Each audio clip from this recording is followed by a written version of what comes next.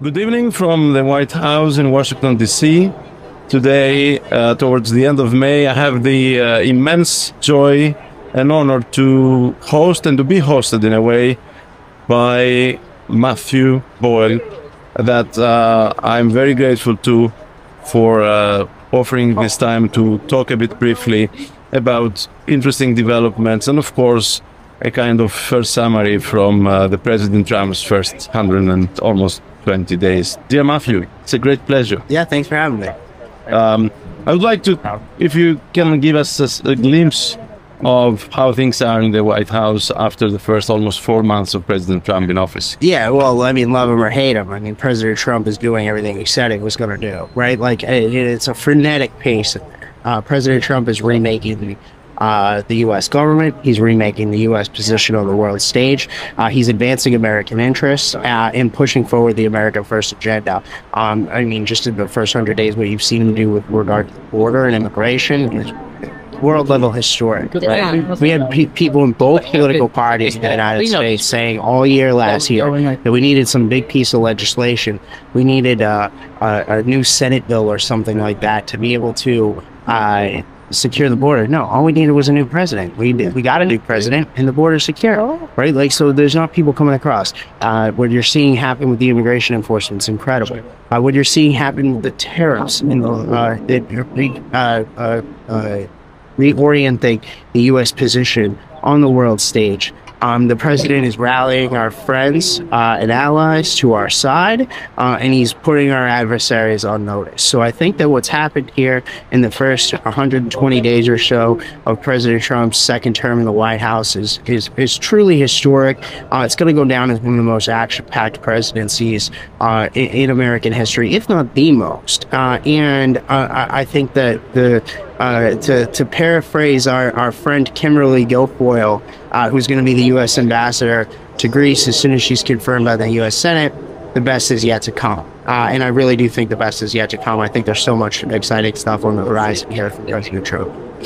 You were recently in Greece, in Athens. You were in Delphi, sure, where you followed the Delphi Forum and had the round of communications. Had this interviews with Prime Minister Mitsotakis from Breitbart and the Archbishop of the Church of Greece. I would like you to tell us a bit what your tastes and what you gathered from this trip.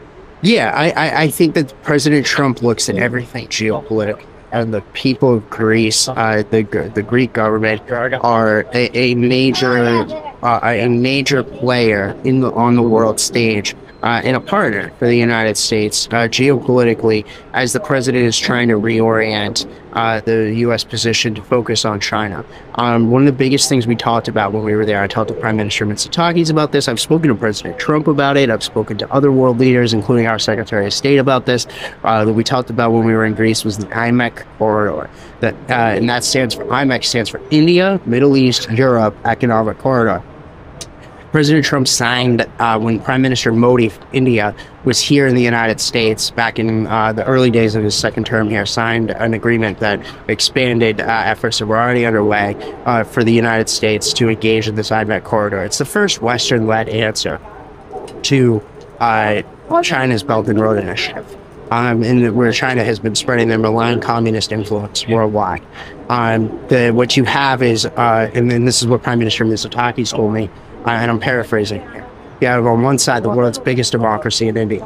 On the other side, the world's most powerful democracy here in the United States. You can see the White House right behind us right now, and that is the seat of our democracy. That is a symbol to the world. And then we have at the center of it, belt buckle that holds it together, the birthplace of democracy in Athens, Greece. And frankly, I can't think of a better way to stand up to communism than this. And again, what you see with the president is he's, we had Liberation Day, you had the trade deals and tariffs, and, we've seen the UK come to the table now. We're hoping that other countries, hoping that the European Union comes around. So I know that President Trump is threatening them with a 50% tariff now, but see what happens as this goes on. The hope is that you make a deal with the United States that strengthens the U.S. and the world stage that helps us against the CCP.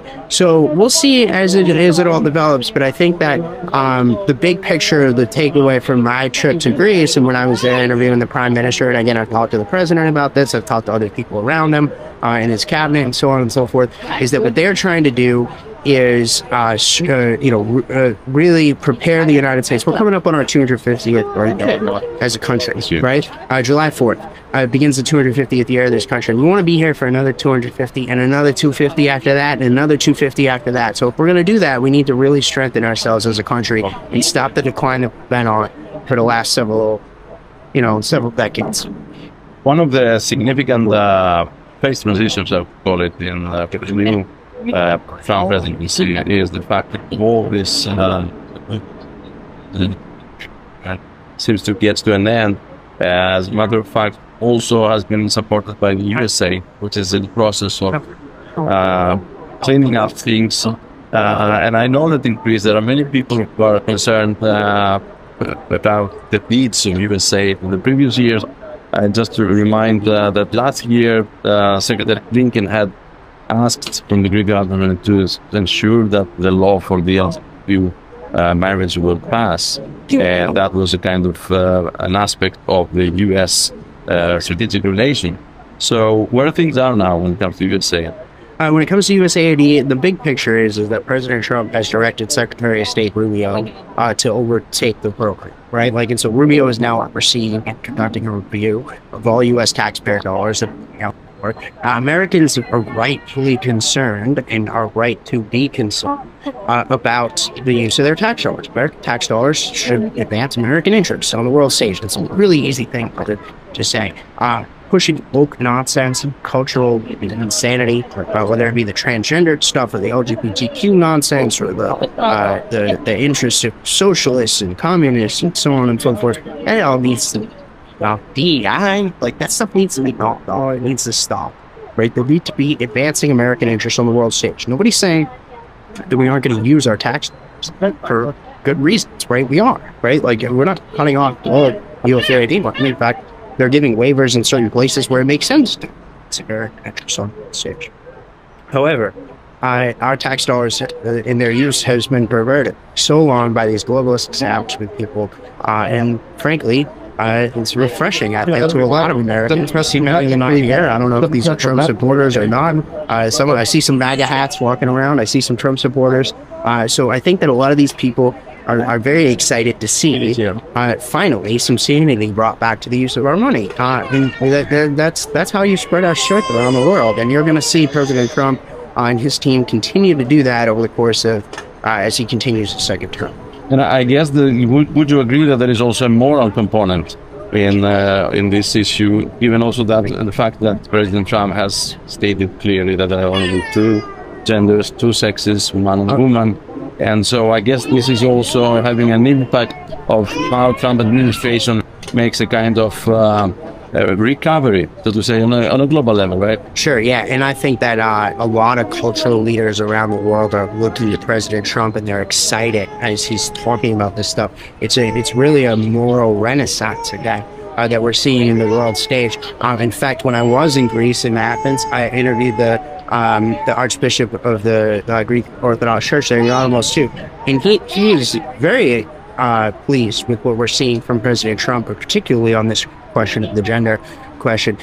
So it's exciting to see worldwide, and one of the big things we're watching for to see if how this develops is how does the new Pope, Pope Leo the 14th, how does he approach things? But I do think that there's a lot of exciting things going on culturally, but it's only part of the picture. But it's a key part of the picture. It's one of the key legs of the stool, conservative, right? There's economics, security and national security, military. There's the cultural stuff. So I think that there's some exciting stuff happening. More exciting stuff. I would like to ask you one thing about Ukraine. We see that there are very close contacts and negotiations and constant meetings with President Trump and his team and President Putin. and also with Ukraine. However, it seems that a different parallel path has been shaped by European countries, Britain, Germany, and France, seem to disagree with President Trump's recent intention this war to come around as soon as possible. I think President Trump wants to end this. He wants to see the killing stop. He's seen so much money wasted of our tax dollars over the last several years by whoever was controlling the auto pen back when Joe Biden was in the White House, quote unquote, right? Like, so at a certain point, it needs to stop, right? Like, what is the purpose of this, right? Like, so I think the president is very focused on that, and I think the rest of Europe will be on board with that. I think the big picture is that President Trump wants to get these distractions, whether it's Ukraine, whether it's what's happening in Gaza in the Middle East, whether it's the Iranians, whether it's the Turks, etc., etc., etc. He wants to end these distractions and focus the United States' energy entirely on stopping the rise of the Chinese Communist Party. Speaking of Turkey, of course, we know well that in the geopolitical arena, not all things are predictable, especially when you have with a country that has demonstrated a constant will in claiming Greece's national territorial rights. And we also have, of course, Cyprus, who's been under Turkish occupation for now 150 years. And so I wonder... Partisan. Sorry? Partisan. Well, as long as the 38%... The other side is... Right, yeah, exactly. It's still a wounded part of the Hellenism, to put it so. And yet we see Turkey to have a claim to a global role, getting more and more involved into Ukraine, proposing to the European Union that they will be able to supply them with ammunition, and of course being involved in Syria and Iraq and in the Middle East, having these tensions with Israel. How do you think the Trump administration considers and regards the role of Turkey and especially of President Erdogan, given also the fact that, for instance, the great interconnector between Israel, Cyprus and Greece is until now blocked and stuck because actually Turkey insisting for not implementing the Greek territory. Yeah, so I think the big picture here is that President Trump is very focused on China. He doesn't want to see any adversaries or people that we have complicated relationships with, whether that's Russia's Vladimir Putin or Turkey's Erdogan, or whether that's North Korea's Kim Jong-un or any of them. You know, the Ayatollah, and he doesn't want to see them running to CCP. They could access power. That's the United States and stuff. So I think that the big picture is that what the president is trying to do, I would look at his options, right? Like, so he says nice things about Erdogan, I get it, right? Like, but he also does a lot of the harshest things that we've ever seen on Turkey, right? Like, as President Trump in his first term, he took them out of the F-35 program. President Trump in his first term would put the cancer sanctions on. Again, at the end of the day, the president is looking out for American interest, and he is looking to all of our friends around the world and all of our adversaries and those who we have more complicated relationships. The Turks are a complicated relationship. They're a member of NATO, and you know, and there's questions about NATO and so forth, world stage. But I don't think that President Trump is running into Erdogan's team, right? Like, I think that what he's trying to do is he's playing a broader chess game on the world stage against some of these very powerful Asian civilizations, whether it be the Persians, Iran, whether it be the Turks, the Ottoman Empire, whether it be and that's what Erdogan's trying to do. He's trying to reassemble the old Ottoman Empire, the Caliphate, right? Like, so, you know, not the greatest guy, but I think that President Trump, I trust him in the world when it comes to any of those people. With the Russians, who've been around for 1,000 years. The Chinese have been around for 6,000 years, maybe longer. The president is, you know, we're talking about our 250th anniversary here, right? Like, they're talking about their 6,000. Right, like, and so you know, these ancient civilizations are trying to undercut the United States and weaken us on the world stage. It's up to somebody like President Trump to play better chess than the people who developed chess. They invented chess over there, right? Like, so we've got to beat these guys. I think we can do it. And the president, as we've seen so far, A lot of promising actions so far on any of these various theaters. And again, I also think that when it comes to Greece, that the president has very clearly decided by sending Kimberly Guilfoyle. And he's very close. She has his ear. I know. I've talked to her about this. I've talked to him about this. I've talked to the Senate Majority Leader about this. They are very focused on Greece, and they view Greece as a major partner on the world stage. That's why he's sending somebody as close to him as Kimberly there to be his ambassador. Wow. Right. And I know, one last question, that you have been known President Trump for many, many years. Sure. Would you like to share with us a bit something about his character? Because the media have the tendency, they had it also in the first time, to represent him as a, well, almost lunatic person, whereas he is completely the opposite. He is a very highly intelligent president who acts for the benefit of his country. So what is your personal experience? Yeah, look, I've known him for a long time, for over a decade. I've interviewed him probably more than any other journalist in the United States. I would say that, first off, he's an excellent... there are several qualities about President Trump that you might not always see if you listen to CNN or you listen to MSNBC. Right? Like, first is, he's an excellent listener. And you don't really see that on any TV, by the way, because he's, he knows when the cameras are on and so on and so forth. But when the cameras are not on, he has built-in feedback channels where he is deliberately listening to people. The second is he has an excellent sense of humor. Right, like he's a really funny guy. That one you do see sometimes, right? Like you do see it come through when he's out there talking about things. And the third thing I would say about him is that he doesn't do things by accident. It's by design. Right, like it may look like he made a flippant remark about this person or that person, but there's usually a reason behind it. And not usually, they're always. And so, yeah, and I would say that, because I've seen this play out a little bit sometimes behind the scenes, and I will tell you, he has a method to everything that he's doing, and there's a strategic reason behind it. So, again, this gets back to the bigger thing of what we were talking about with all these different geopolitical theaters and whatever. I trust him in the room without right? Like there's a reason why those who believe in what he's doing did everything they could to make sure that he came back to the White House. I truly believe he was saved by God that day in Boyle, Pennsylvania.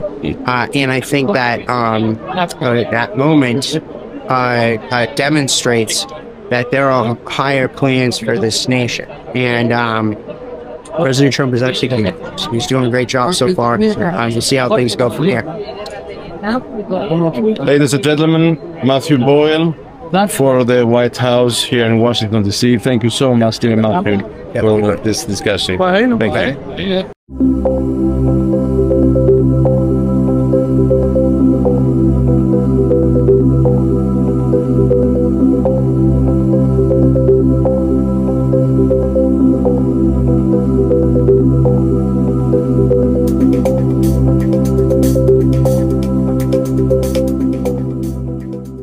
Αν σας άρεσε το βίντεο, πατήστε like και εγγραφή στο κανάλι.